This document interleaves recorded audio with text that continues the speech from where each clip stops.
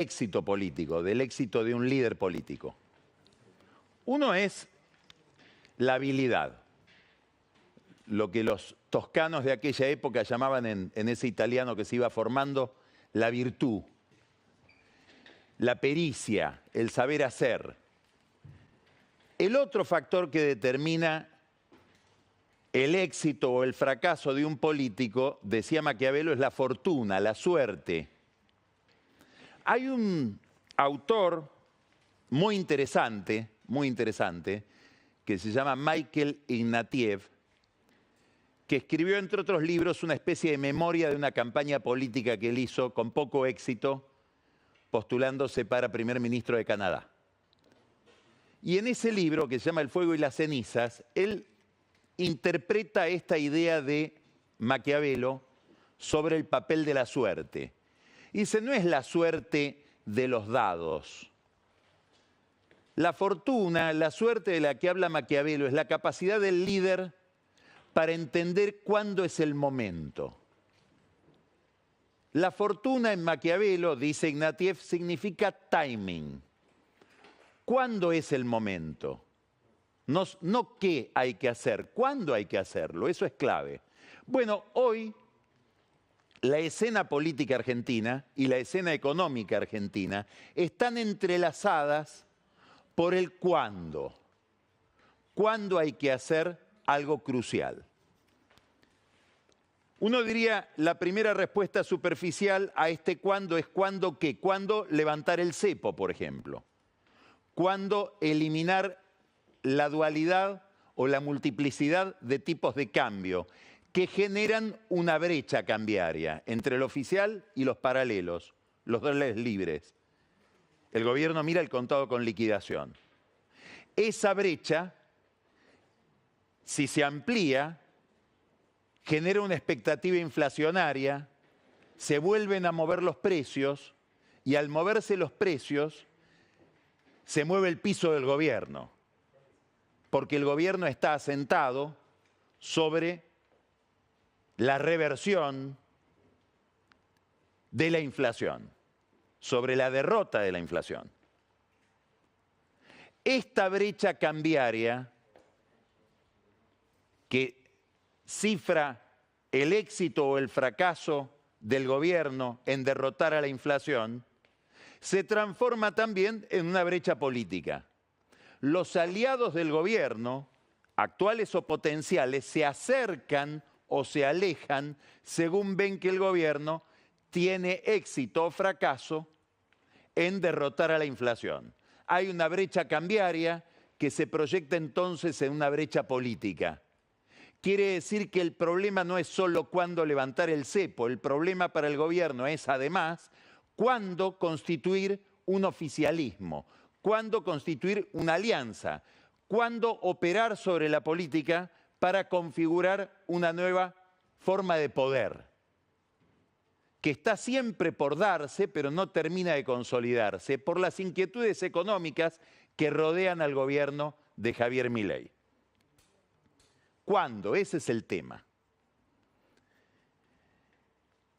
Al gobierno le sigue yendo en términos de opinión pública bien. Por ejemplo, podríamos mirar la encuesta de julio que realiza la consultora Poliarquía, que lideran Alejandro Katterberg y Eduardo Fidanza. ¿Y qué advierten? ¿Qué detectan Katterberg y Fidanza en Poliarquía? Que la consideración favorable al gobierno está en 57%. Y dicen, no nos interesa tanto si es un número alto, que relativamente lo es, ni un número bajo.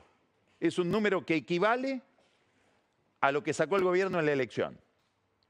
Lo que nos interesa, dicen Katterberg y Fidanza, es la estabilidad de ese número. Eso es raro.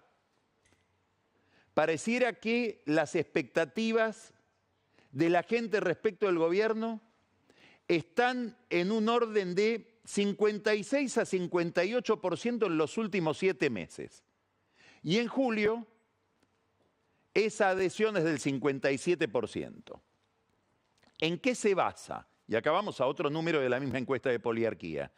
Aparentemente todo el edificio de adhesión al gobierno se basa en que solo 27% de la gente está preocupada por la inflación como un fenómeno intenso. Solo el 27% de la gente consultada por Poliarquía dicen, en junio, el mes anterior, los precios subieron mucho. ¿Por qué es un número importante, 27%? ¿Por qué nos está indicando algo? Porque en diciembre ese número es 94%. El 94% de los consultados por Poliarquía decían el mes anterior los precios subieron mucho. Ahora ese número cayó. Quiere decir que hay una relación directa para ellos, y esto está bastante extendido entre todos los analistas de opinión pública, entre inflación y éxito de Javier Milei. La derrota de la inflación, lo venimos repitiendo hasta el cansancio, es el gran activo de este gobierno, es el gran capital de este gobierno. Y por eso hay otro número al que hay que prestarle atención, y es la perspectiva de mayor inflación en el futuro, y ese número se movió. Entonces, Katterberg y Fidanza dicen, Milei está en muy buena situación en términos de adhesión de la opinión pública, su gran capital es la inflación porque solo 27% de la gente tiene percepción de que los precios se movieron demasiado el mes anterior, pero ojo, los que creían que en el futuro va a reanimarse la inflación, y ahí habrá que ver si hay algo entre este fenómeno y la brecha, que era 21% el mes pasado, ahora es 27%. Empieza a haber alguna preocupación sobre la posibilidad de un rebrote inflacionario. Y esto es lo que inquieta al gobierno, y esto es lo que lo que lleva al gobierno a pelear contra la brecha cambiaria. Hoy se conoció también el índice de confianza en el gobierno de la Universidad de Itela. Lo tenemos acá graficado en un gráfico que toma ese índice de confianza en el gobierno y lo compara con los resultados electorales, como para que tengamos una idea más práctica de qué significa este índice en términos políticos. El que hace la comparación es Fernando Marul, el economista Fernando Marul, que citamos siempre mirando la historia de este gráfico, que es muy importante. Aquí estamos en la llegada de, estas son las elecciones, 37% era el índice de confianza en el gobierno de Alberto Fernández, subió a 57% el índice de confianza en el gobierno de Milei, cuando llega Milei al poder, y está cayendo. De 57 cuando llega, está hoy en 47. Respecto del mes pasado, la caída fue de 3,7%. Es decir, hay un deslizamiento, hay una pequeña frustración de la gente con la gestión de Milei. Es distinto de la adhesión a Javier Milei como líder, que es ese 57% del que hablábamos recién. El gobierno mira todo esto, identifica la inflación como un gran capital político, entiende que la inflación se puede disparar si la brecha cambiaria se amplía y va sobre la brecha. Y logra tenerla, subrayo esta palabra ahora, relativamente controlada. Si miramos el viernes pasado, la brecha entre el dólar oficial y el dólar contado con liquidación estaba en 41,36%, hoy estuvo en 41,16%, bajó muy poquito, 20 décimas. ¿Cómo se controla la brecha? Ya lo explicó el gobierno en los anuncios de hace más o menos una semana, 10 días. Toman reservas del Banco Central que compran emitiendo pesos, son los dólares que venden los exportadores, e intervienen en el mercado de cambios con esos dólares. Es decir, utilizan reservas para controlar el tipo de cambio. Los que tienen bonos dicen, pero entonces si se están gastando las reservas, ¿me pagarán los bonos? Y ahí el secretario de Finanzas, hace 2 domingos, Pablo Quirno, dijo que se queden tranquilos los bonistas, porque el Tesoro ya compró todos los dólares necesarios para pagar en enero los intereses de la deuda que vence en enero. Y acá se abren dos interrogantes, dos dudas sobre esa decisión. La primera es la de los que dicen, bueno, el gobierno, Luis Caputo, decide asegurarle a los bonistas que tienen bonos en dólares que él ya tiene la plata para pagarles. Y para eso usa dólares de las reservas del Banco Central. Ahora, esos dólares de las reservas del Banco Central, ¿de quién son?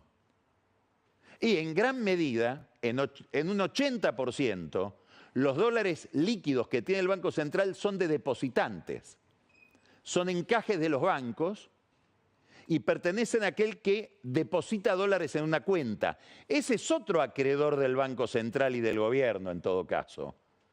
Y espera que le devuelvan esos dólares. Entonces, tienen derecho a preguntarse, ¿y por qué a mí me relegan como acreedor? ¿Por qué usan mis dólares para asegurarle dólares al bonista? Si yo tengo tanto derecho a esos dólares como el acreedor por vía de los bonos. Primera pregunta. La segunda pregunta se la están planteando, es más delicada la segunda y menos teórica. Se la están planteando algunos abogados. Abogados expertos en finanzas y sobre todo abogados expertos en pleitos internacionales de carácter financiero. Dice, ¿dónde fue la plata que Kirchner dice está reservada para pagarle a los bonistas? A un depósito en el Bank of New York. El fondo Burford, que le reclama al Estado argentino por la estatización de YPF, con la familia Skenazy prendida detrás de ese reclamo, ¿no podrá ir y pedir el embargo de esa plata? Esa duda está abierta entre especialistas legales. Que dicen, cuidado, porque el juez Griesa, cuando se estaba discutiendo el tema de los holdouts, en el mismo juzgado que hoy es el juzgado de Loretta Presca, que es el juzgado donde se discute el litigio de YPF, el juez Griesa estableció una cláusula de paridad entre acreedores muy amplia. Y cuando Kicillof le quiso pagar los bonos a un grupo de acreedores que tenían bonos vigentes, Griesa le dijo, cuidado, si le vas a pagar a eso, les tenés que pagar también a los holdouts. No podés pagarle a un acreedor si no le pagás a otro. Si se impusiera este criterio, hay un riesgo, y esperemos que Caputo, Kirchner, etcétera, hayan contemplado este riesgo, hay un riesgo de embargo por 16.000 millones de dólares de ese depósito que el gobierno, para tranquilizar a los bonistas, mandó al Bank of New York desde la semana pasada. Quiere decir que estamos con muchos signos de interrogación sobre la cuestión financiera, que es una cuestión técnica, pero que toca directamente la política. ¿Por qué? Porque estamos hablando de tenencia de dólares por parte del Banco Central, estamos hablando de la dualidad de tipo de cambios y todo eso deriva al final en el nivel de inflación en el cual se sostiene el prestigio de Milei. El gobierno mira toda esta película cambiaria, monetaria, las reservas, con una apuesta bastante razonable. En noviembre viene papá a rescatarnos. ¿Papá quién es? Donald Trump. Es decir, el gobierno supone, con bastante lógica, que si gana Trump, Milei va a ser prácticamente el único aliado que Trump pueda tener en la región. Veremos qué pasa este domingo que viene, que se celebran elecciones de máxima importancia en Venezuela y donde Edmundo González Urrutia, que es el candidato de la oposición, tiene chances de ganarle a Maduro. Después vamos a hablar con un venezolano muy lúcido para entender todo el proceso, Roberto Patiño. Vamos a hablar con él dentro de un rato sobre lo que va a pasar en Venezuela. A Trump le ha ido muy bien, no solamente por el atentado que lo victimiza y le permite ir hacia el centro con un discurso más moderado, le ha ido muy bien con la elección del vicepresidente, de Vance. Hay muchos analistas que creen que Vance le suma mucho más que el atentado, y le ha ido muy mal a Biden, que ha tenido que renunciar a la candidatura después de muchísima presión. ¿Pueden los demócratas recuperarse? Bueno, es un gran signo de interrogación. Todo indica que la candidata va a ser Kamala Harris. Es una candidata que ha sido muy criticada como vicepresidenta durante toda la gestión. Hay un observador, un analista argentino, que nos tiene muy habituados a sus análisis en materia internacional, que es Carlos Rucauf, y él tiene esta tesis. Casi la única jugada que tienen los demócratas es que, es muy ambicioso lo que dice Rucauf, que Biden renuncia a la presidencia, no a la candidatura presidencial, también a la presidencia, que Harris se haga cargo de la presidencia de los Estados Unidos y que se unifique toda la interna demócrata detrás de la nueva presidenta y que aparezca esa nueva presidenta como la salvadora de la patria frente al avance del republicanismo trumpista. Bueno, es pedirle demasiado a la interna demócrata, es casi una sugerencia de que el triunfo de Trump es inevitable. Estas son las ideas de Rucauf. Ahora, claro, Trump puede ganar, puede gestionar un auxilio monetario en dólares para Milei, pero para eso hay que esperar al 20 de enero, que es cuando asume el próximo gobierno de Estados Unidos y ese gobierno es de Trump. Entonces, en los años 60, cuando lanzó su plan, Álvaro Alzogaray dijo hay que pasar el invierno. Milei debe estar pensando hay que llegar al verano, porque esas soluciones empezarían a gestarse el 20 de enero. Mientras tanto, Milei mira el mundo y mira el Fondo Monetario Internacional, sobre todo, como si él ya tuviera el backup de Donald Trump, si tuviera ya el respaldo de un Donald Trump ganador. Y por eso abre conflictos. Hace poco tiempo, después de que sale la ley bases del Congreso, se suponía que iba a haber un relanzamiento del gobierno en materia de gestión, con novedades de gestión, con decisiones que modificaran la vida diaria de la gente. Hubo un relanzamiento del gobierno, pero sobre todo basado en conflictos. Hoy vamos a hablar con un político muy experimentado, con Ramón Puerta. No necesita presentación, fue presidente, fue gobernador, fue senador, fue embajador.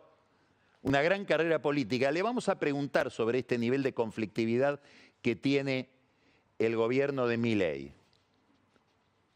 Pero se peleó con la vicepresidenta, se peleó con el Fondo Monetario Internacional, se peleó con información bastante resbaladiza con el Banco Macro, acusándolo de un golpe por haber ejecutado puts que le permitieron al Banco Macro obtener unos pesos que después destinó, aparentemente, según dicen del mercado, a comprar letras del Tesoro, es decir, a financiar al gobierno o a saldar depósitos del propio banco.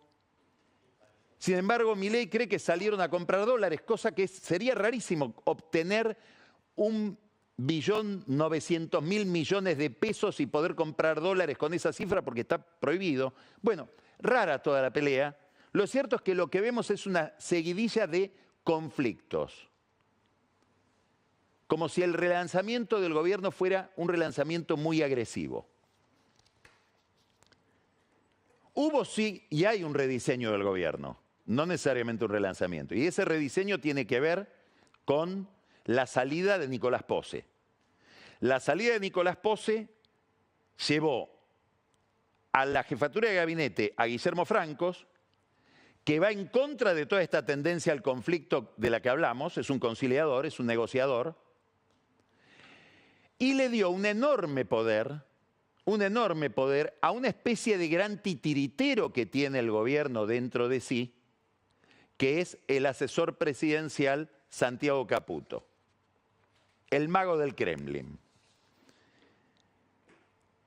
En el centro del esquema de poder de este oficialismo, obviamente está Milei como líder, casi diríamos como profeta, como el vocero de una ideología, pero en la operación cotidiana, el dueño del poder, el administrador del poder es Santiago Caputo, que es alguien en quien Milei confía extraordinariamente con razón, porque es alguien que descubrió a Milei en el 2018.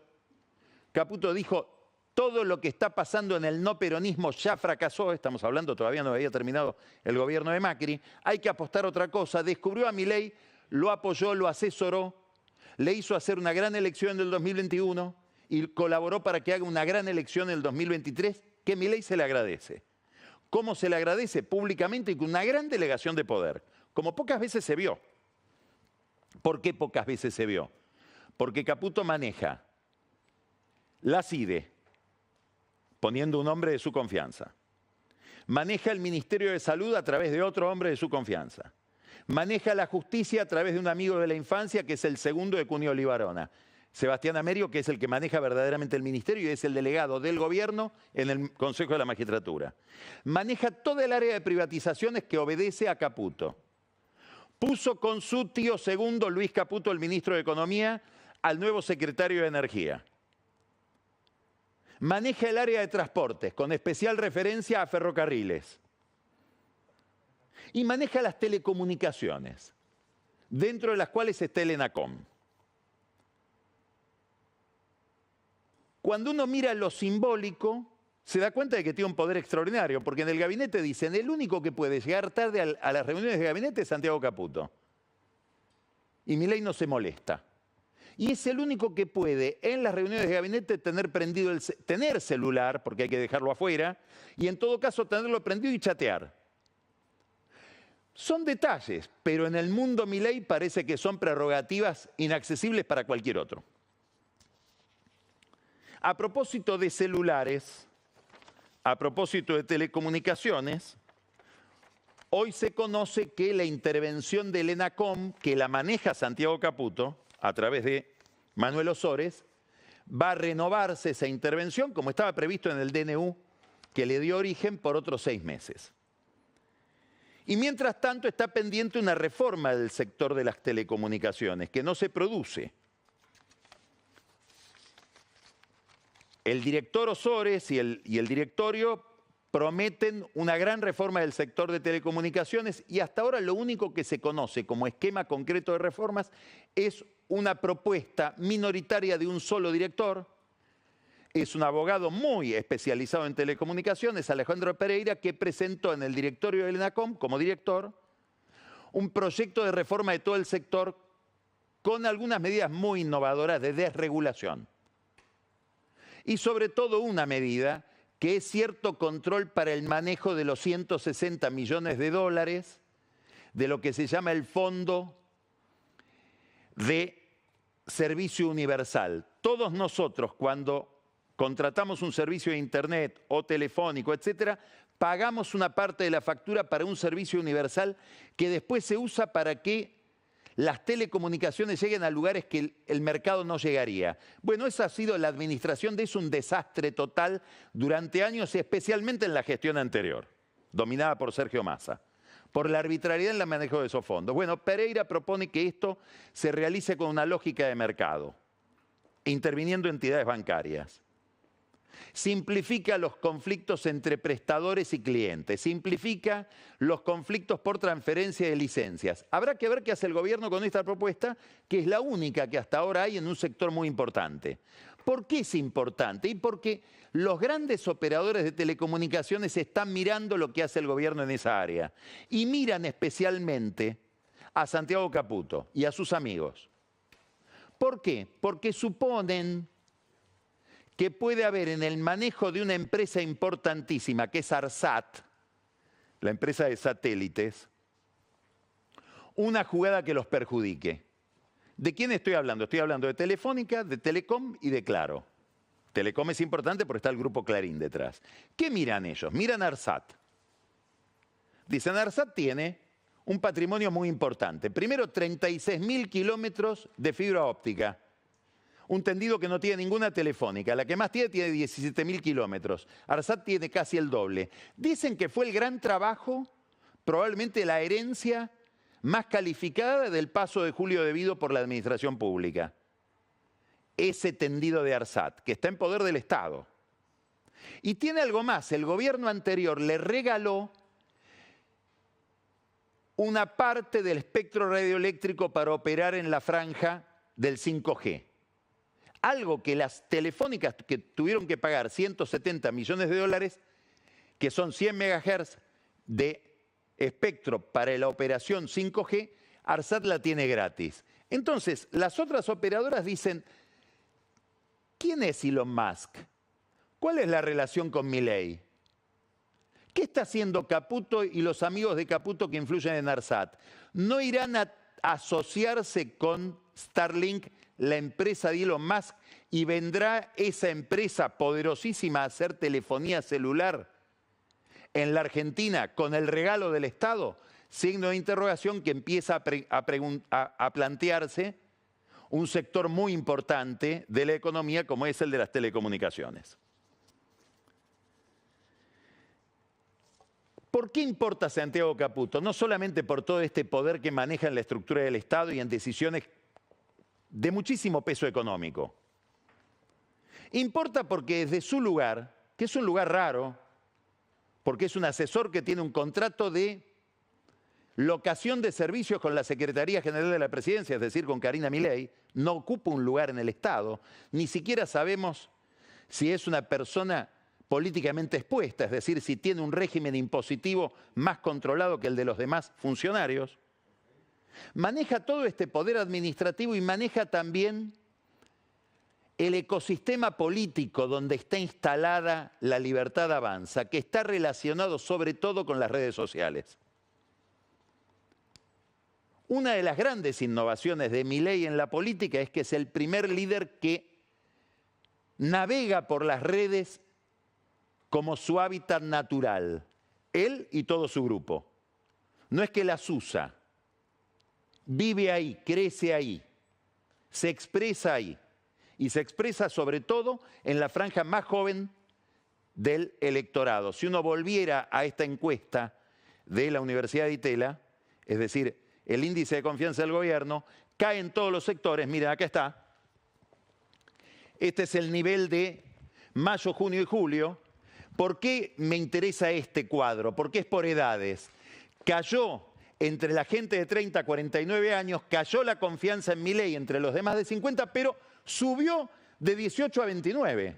Bueno, acá hay una clave importantísima. Por esta caracterización da la mano cualquier partido político, cualquier líder político, que es tener a los jóvenes. Por eso están pensando en bajar la edad de votación. Y llevarla, no sé, a los 10 años, no, es una broma, pero dicen 13.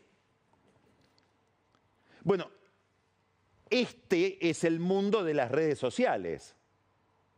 Esto es X, esto es TikTok. Aquí vive la Libertad Avanza. Y esto lo controla obsesivamente Caputo. Tanto que le ha puesto a cada ministro un delegado que le reporta a él, a Caputo, para el manejo de las redes sociales. Algunos dicen, estoy atemorizado porque me hacen decir cosas que no quiero decir y me compro enemigos que no me quiero comprar. Pero en la obediencia, en la disciplina que exige este gobierno, tienen que poner la firma en mensajes que se elaboran en otro lugar. Este mundo de las redes sociales, hay toda una teoría que la expresa el mismo presidente de que gracias a las redes sociales la política adquirió una transparencia que antes no tenía. Es la gente y el líder. Es mentira. ¿Por qué? Porque eso es cierto, pero convive con otro problema, que es la opacidad que le pone la política a las redes a través de los denominados trolls, cuentas que opera gente o que son anónimas o que son robóticas, a través de las cuales se mandan mensajes que uno no sabe bien quién los manda. Y hay un riesgo. Así como está la ventaja del que usa trolls para mandar mensajes desde el anonimato, tira la piedra y esconde la mano, se corre el riesgo de que a uno le adjudique una cuenta que no es de uno. Y es lo que le está pasando a Caputo. Le adjudica una cuenta que no sabemos si es de él. Todo el mundo la lee como si fuera de él. Cuando digo todo el mundo, digo todos los ministros, diputados, senadores. Miran esta cuenta, Snake Doll Lives, Red se llama el nombre, como si fuera la cuenta de Santiago Caputo. Y leen los mensajes como si fueran de él. Es interesante la cuenta porque tiene como símbolo, como imagen, las manos de un director de orquesta cuyo rostro no se ve. Da un poquito la idea del rol de Caputo en el esquema de poder. Y hoy tenemos este tuit que es muy interesante. El liberalismo snob cree que el problema del kirchnerismo pasaba por el ejercicio del poder en sí mismo y no por las ideas de mierda que quiso implementar. Creen que la respuesta al verticalismo es la fragmentación y no un verticalismo igual de fuerte. Por eso perdieron siempre. Lo que está diciendo es, ¿querés ganarle al kirchnerismo? Hacé kirchnerismo. Verticalizá. El autoritarismo es un activo, con otras ideas que lo justificarían. Hay autoritarismos buenos y autoritarismos malos, depende de qué ideas predique. Y dice Red, a quien todo el mundo lee como si fuera Santiago Caputo, todo lo que dice esta cuenta está bien. Y bromea, debe ser de Santiago Caputo, esta. La autoestima de Caputo, si es que se trata de Caputo, ¿no? Bueno, tiene derecho, es un tipo inteligente que tiene un éxito extraordinario en su vida por el poder que adquirió. Entre las responsabilidades de Caputo está la de llevar a la corte a Manuel García Mansilla y Ariel Lijo.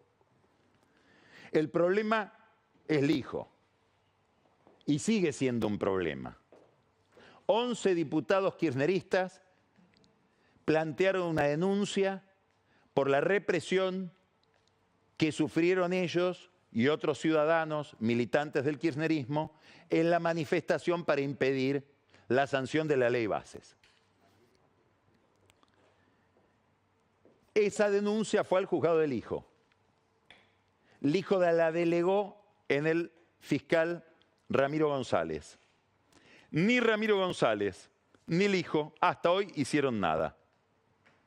¿Quién es la acusada por ellos? Patricia Bullrich. Entonces mira a Cristina y dice, pero ¿cómo Lijo entonces es el escudo de Patricia Bullrich?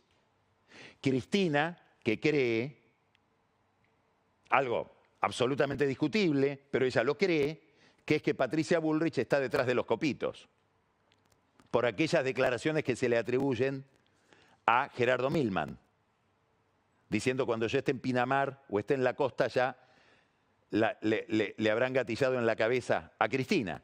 Toda esa historia resbaladiza, para muchos muy poco creíble, termina en una gran preocupación de Cristina Kirchner respecto de Patricia Bullrich. Bueno, ahora descubren que el hijo, a quien tendrían que votar en el Senado, es el protector de Bullrich, a quien no quiere molestar preguntándole por las denuncias de los diputados kirchneristas. Primer problema del hijo para conseguir el voto kirchnerista. Segundo problema del hijo. Hay una señora, una mujer joven, que se llama Margaret Satterwhite.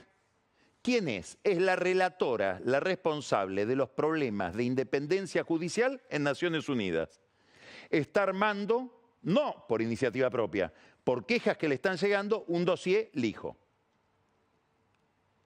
planteando las irregularidades en la historia del hijo y el intento del gobierno nacional de constituir una corte enteramente machista. ¿Qué molesta también en los criterios de Naciones Unidas? La respuesta que da el gobierno cuando le dicen, pero todas las objeciones, no, sobre las objeciones al hijo, ya el hijo nos contestó en privado, pero no es una cuestión privada. Deberían ser públicas. Bueno, hay unos privilegios del hijo en el Ministerio de Justicia porque el ministro de Justicia, Mariano Cunioli Baronay, es el abogado del hijo, el que lo defendió, por ejemplo, en la causa de enriquecimiento ilícito. Además de todo esto, Santiago Caputo atrae todas las miradas porque con Karina Milei y con Guillermo Franco forma parte del corazón de los que elaboran la estrategia electoral del gobierno para el año que viene. Y esa estrategia tiene distintas dimensiones. Una de ellas es dividir al adversario, que es lo que quiere siempre cualquier agente político. Dividir al peronismo. Ya empezó, con gran tarea en este campo de Guillermo Francos. Logró armar un club de gobernadores cuyos legisladores le aprobaron las leyes. Después vamos a hablar con Ramón Puerta de cómo ve al peronismo y cómo ve estas relaciones. Y voy a esperar que nos hable en su calidad de exgobernador. ¿Cómo piensa la política un gobernador? Empezaron con Osvaldo Jaldo, en Tucumán. Ahora hay una novedad. Hay una comisión muy importante, es la Comisión Bicameral de Seguimiento de los Organismos de Inteligencia. Se la dan a un peronista de Entre Ríos, Ricardo Cuéllar. ¿Por qué? Porque se separó del kirchnerismo y votó a favor la ley Bases. Le pagan con la presidencia de esa comisión, habrá que ver si lo obtiene, porque lo tienen que votar los demás. Parece que fue muy importante la decisión o el nombre, la indicación de Caputo en esto, de Santiago Caputo. Tiene lógica, porque es la comisión que va a mirar lo que hace su amigo Neifert en la CIDE. Dije el nombre anterior, ahora se llama de nuevo CIDE. ¿Quién le acercó ese nombre? ¿Cómo llegó a Cuéllar? Las versiones indican, y son bastante verosímiles, a través de un lobista muy controvertido, muy opaco, que se llama Adrián Kochen. La presencia de Kochen abre un interrogante respecto de la moralidad de todo esto. Habrá que ver, digo, si lo votan a Cuéllar, porque es una comisión crucial. ¿Por qué es una comisión crucial? No solo porque controla los organismos de inteligencia, o a la CIDE, o controla también los otros organismos de inteligencia de las fuerzas de seguridad y las Fuerzas Armadas. Y acá hay un detalle, desde ahí se la controla indirectamente a Patricia Bullrich. Entonces, para el kirchnerismo es una comisión clave, pero también lo es para el PRO, porque en esa comisión está Cristian Ritondo, enemigo a muerte de Bullrich, desde que Bullrich echó por corrupto a quien fuera mano derecha e izquierda de Ritondo en una acusación de haber querido coimear a proveedores del servicio penitenciario, cosa que sucedió hace no más de un mes.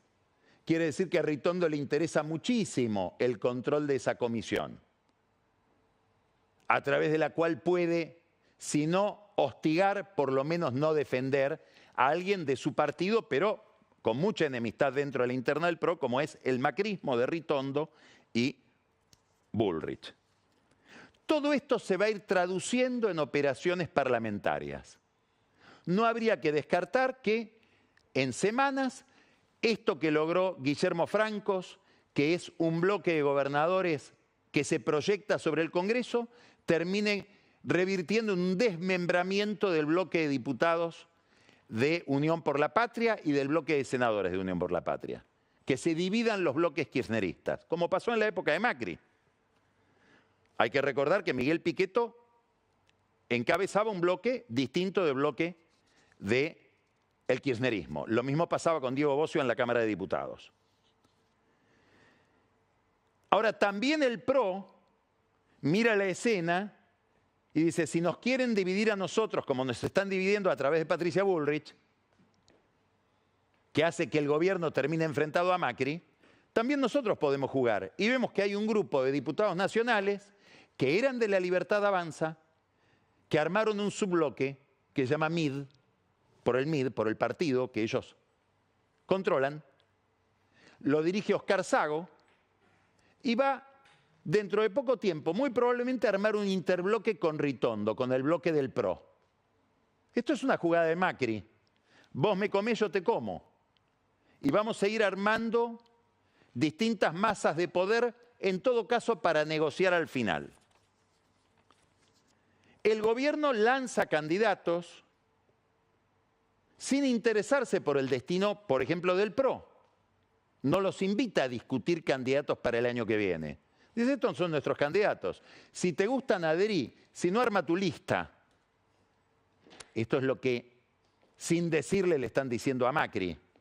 Un candidato ya está decidido. José Luis Espert, primer candidato a diputado de la Libertad Avanza en la provincia de Buenos Aires. Jefe de campaña, Eduardo Lule Menem. El otro candidato no está tan definido, pero si uno lo mira todos los días hay que mirarlo eventualmente como candidato a senador en la capital federal, Manuel Adorni. Cuando uno mira las conferencias de Manuel Adorni hay que mirar al vocero del gobierno y hay que mirar al candidato eventual de Milei en la capital federal para el año que viene. En el distrito de los Macri, es decir, en el distrito de Mauricio y Jorge Macri. Todo esto nos explica por qué el lunes que viene Mauricio Macri tiene pensado volver al ruedo público con una declaración, con un pronunciamiento que sería algo así como sí, pero. Sí, adherimos en todo esto, pero tenemos estas diferencias.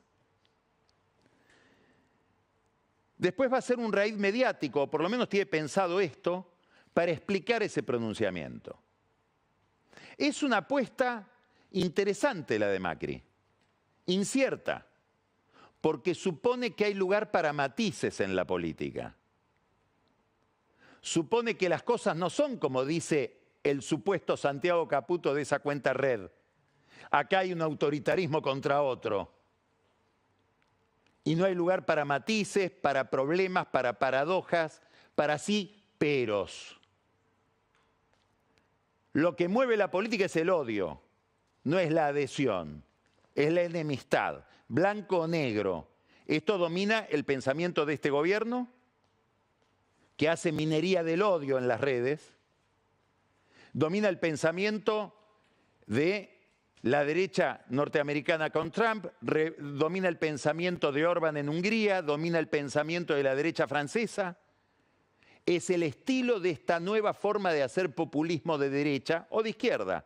El combustible es la agresividad. Frente a ese estilo, aparentemente Macri empieza a decir, yo adhiero pero me diferencio. ¿Por qué? No lo va a decir, pero uno podría interpretar. Porque apuesto a que la brecha cambiaria va a generar una brecha política. Y que va a haber de aquí al año que viene una oleada creciente que va a decir sí, pero. Me gusta la orientación general, pero no me gusta el método. Me gustan los objetivos, pero todavía no veo resultados. Macri apuesta a que la esperanza que genera Milei se vaya transformando en ansiedad.